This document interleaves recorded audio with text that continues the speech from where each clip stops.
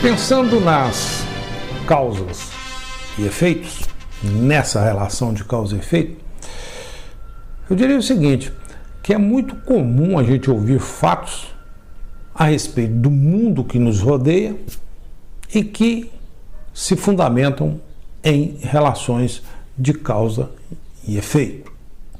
Isso é muito comum. Olha só um exemplo.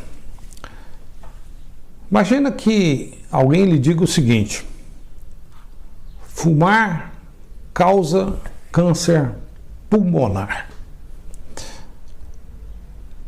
O que exatamente estamos querendo dizer com isso? Fumar implica câncer. Mas e se alguém fumar um cigarro? Será que terá câncer? Provavelmente não. E se fumar 100 cigarros em uma semana? Também provavelmente não. Mas e se fumar 20 cigarros por dia durante, digamos, 40 anos? Aí sim, meu amigo, provavelmente terá câncer. Observe que estamos falando provavelmente. Pois conhecemos pessoas que fumaram a vida toda e não desenvolveram câncer pulmonar. O que está acontecendo nesse caso, né? Será que o efeito sempre segue a causa? Não, claro que não, nem sempre. Mas então, afinal, o que estamos querendo dizer com a afirmação? Fumar causa câncer pulmonar. O que a gente está querendo falar expressando essa relação de causa e efeito?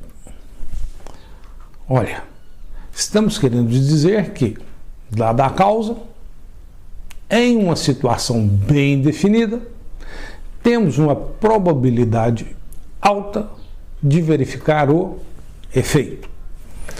Ou seja, pessoas que fumam muito, por muitos anos, têm uma probabilidade alta de desenvolver câncer. Observe que estamos falando de causa e efeito. Só que agora temos uma probabilidade envolvida. E dado que temos isso, né, a probabilidade envolvida, então nunca poderemos afirmar a relação de causa e efeito com certeza absoluta. Além disso, nesse caso, além do cigarro, há outras coisas que causam câncer, é claro. Portanto, dado que não podemos especificar as condições exatas que nos levam ao efeito, o que nos resta é o seguinte: o que nos resta são evidências que sejam capazes de nos convencer. E aí, então, poderíamos dizer o seguinte: pessoas que fumam, por exemplo, 2 maços de cigarro por dia, durante 20 anos, tem uma certa probabilidade, X% mais chance de ter câncer pulmonar. Isso eu diria que é o melhor que conseguimos. Uma causa e efeito que envolve certa chance. Mas aí vem a pergunta seguinte: afinal, como é que descobrimos essas coisas, né? A chance X% de ter câncer? Olha, podemos escolher 10 mil pessoas e pedir o seguinte: 5 mil nunca fumarão e as outras 5 mil fumarão 2 maços de cigarro por dia durante 20 anos. Temos então 2 amostras e depois de 20 anos vamos ver o que acontece. Vamos medir a percentagem de pessoas que desenvolveram câncer. e teremos um resultado estatístico. É claro que não dá para fazer esse tipo de coisa com as pessoas. Imagina, pedir 5.000 pessoas para fumar durante 20 anos. O que fazemos, que é apenas, digamos, um pouco pior, é usar animais no lugar de pessoas. E aceitamos a analogia biológica entre humanos e animais, como macacos, como dongos e assim por diante. E então fazemos esses experimentos controlados com esses animais, nós os colocamos em exposição com fumo e outras coisas ao mesmo tempo, para ver se o fumo é a causa mais preponderante. Olha, esses tipos de experimentos são experimentos típicos de causa e efeito. Começamos com uma causa suspeita e verificamos em que condições o efeito segue dela. Isso é típico nas ciências biológicas. E tudo isso com controles, evidentemente, que são estudados tanto no ambiente da biologia, digamos, nesse caso, e também da estatística. Um outro tipo de raciocínio é o seguinte: podemos raciocinar do efeito para a causa. Isso é diferente do que acontece no laboratório de biologia, na experiência com camundongos, por exemplo. Lá, em geral, o raciocínio é da causa para o efeito. Define-se, provoca-se causas para ver os efeitos. Mas podemos também raciocinar do efeito na direção da causa.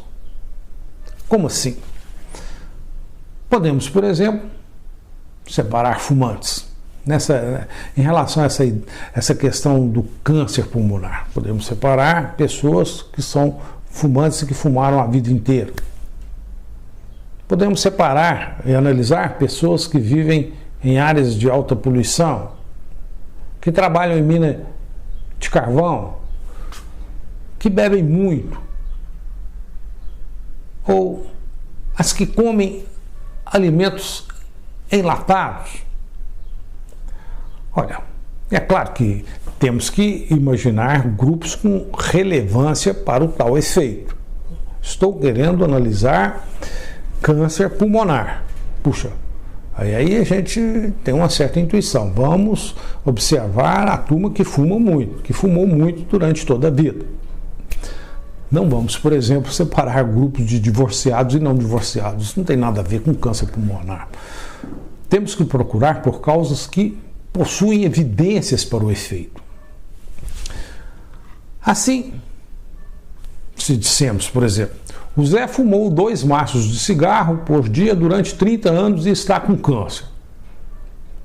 Puxa, o fumo causou câncer no Zé? É claro que o câncer do Zé pode ter outra causa, diferente do câncer. O Zé pode ter tomado altas doses de radiação no pulmão. Olha, mas no geral, se não sabemos mais nada sobre o Zé, podemos sim concluir com boa margem de segurança que a causa foi mesmo o fumo. Além disso, alguém poderia também questionar o seguinte: afinal, o Zé está com câncer.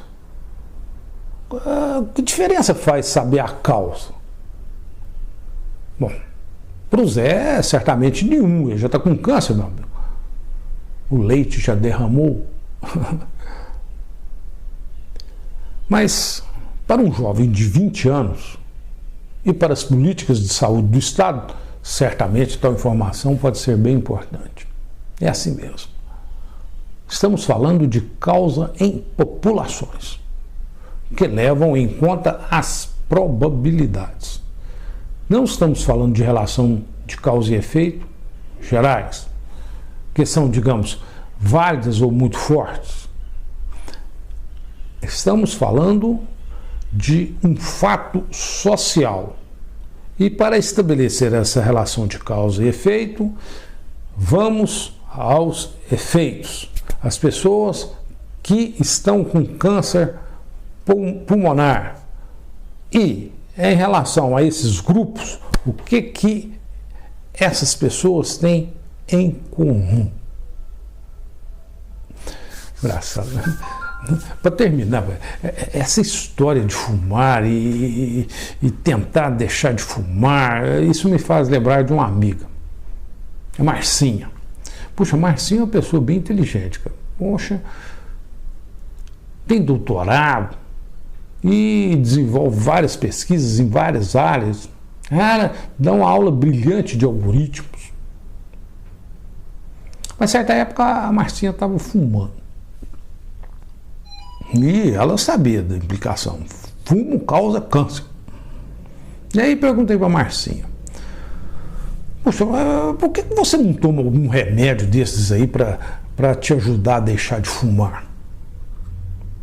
E aí ela respondeu o seguinte: pô, mas esses remédios causam muito efeito colateral, cara.